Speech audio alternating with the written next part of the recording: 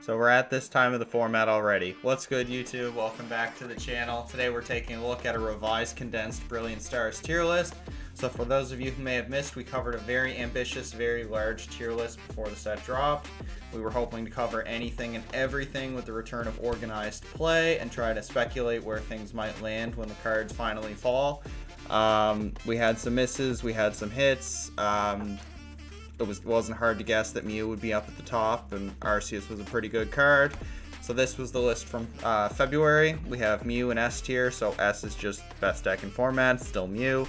Shocker. Tier 1, we have, the rest of your top 10. Great picks.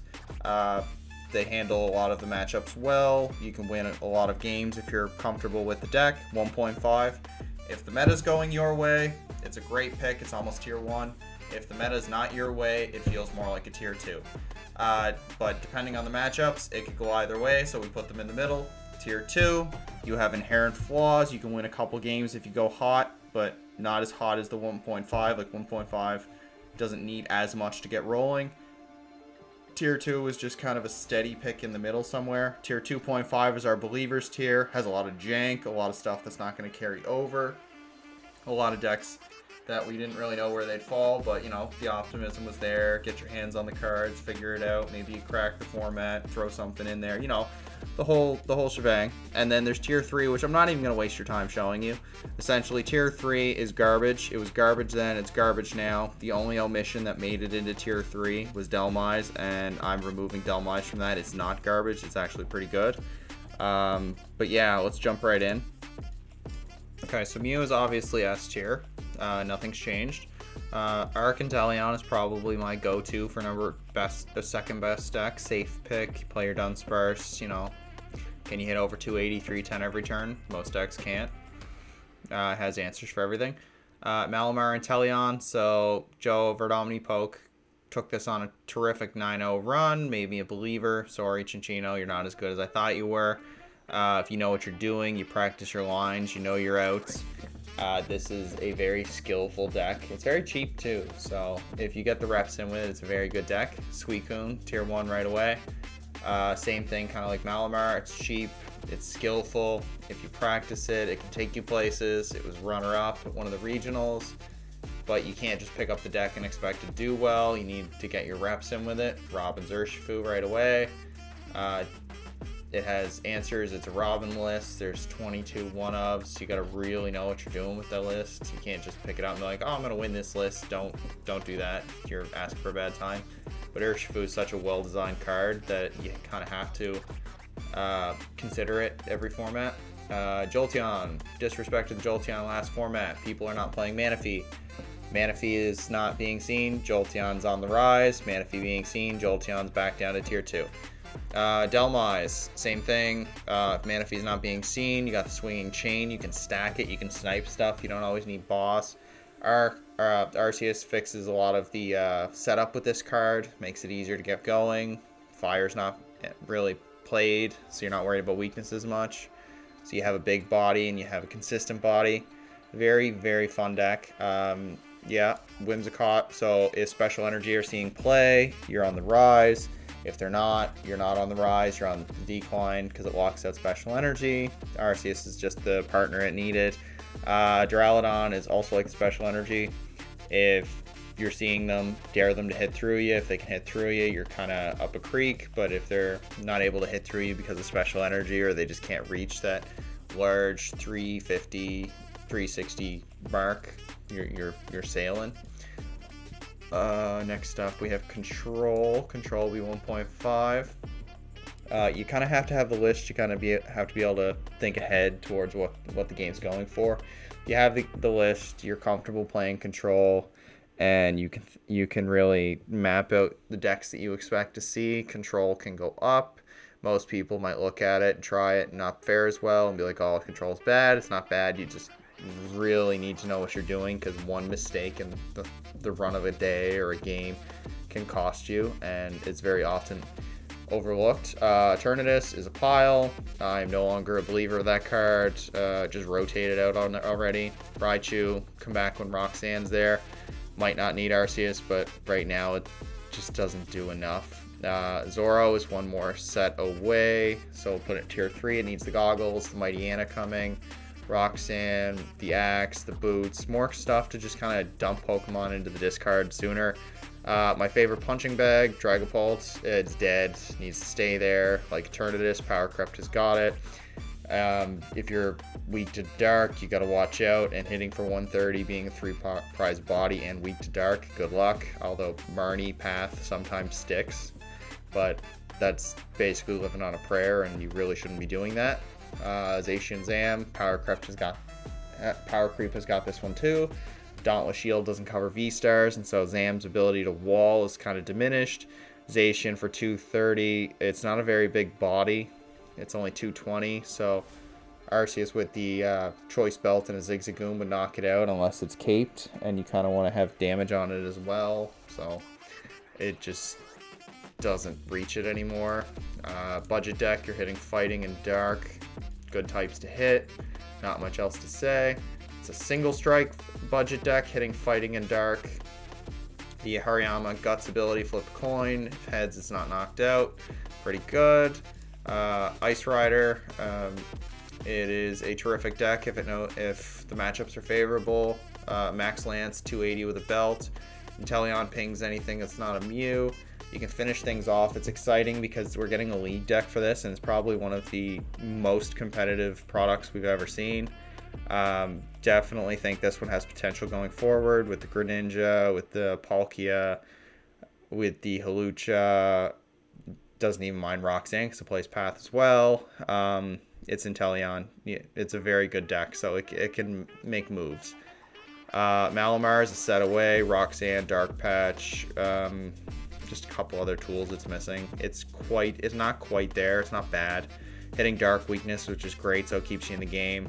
Bird Box, so skillful deck. Again, notice a trend with all these tier 1 decks is you have to be comfortable with the deck. You have to know your options. You can't just pick it up and hope for the best.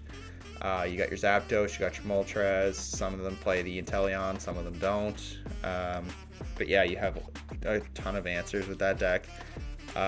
Dark Box finally got the attacker it was missing.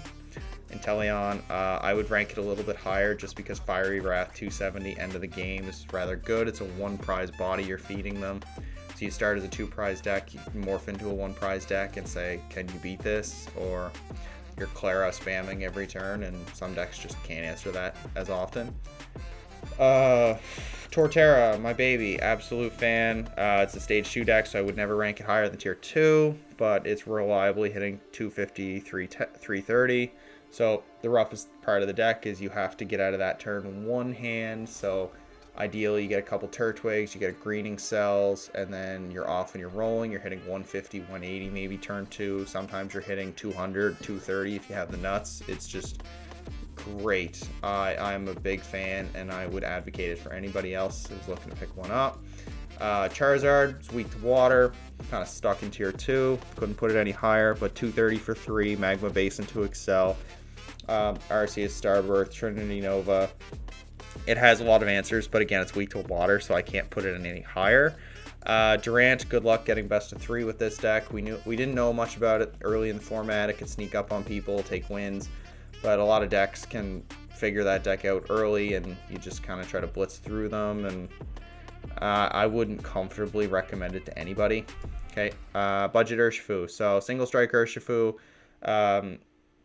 Single strike Urshifu, Umbreon has been nowhere to be seen in this format.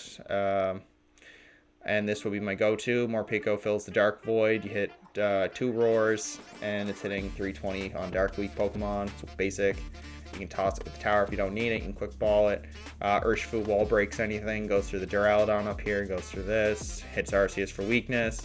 The V is actually a very good attacker. 180 plus the Bell's 210. Then you start throwing in strong single strike energy for damage mods. Inteleon, very easy to play around. Jolteon's on the upswing. Being weak to lightning just hurts. You can't be Cheryling and trying to preserve your bench because they'll boss, take out the Manaphy quickly, and then they're hitting you in the active for 200 and hitting something on the bench for 100. It's not bad. If it's not lightning, it's not bad, but if it's lightning, look out. Urshifu, just a well-designed card. Don't have to play it with Inteleon, but it has some weaknesses, so playing it with Inteleon puts it up tier 1. Playing it without Inteleon, Ditto, Moltres, Leafeon, Sylveon, etc. Urshifu is just a well-designed card. 150 for 1, 2 snipes for 120, 2 targets. Very good card. You always have to consider it in decks.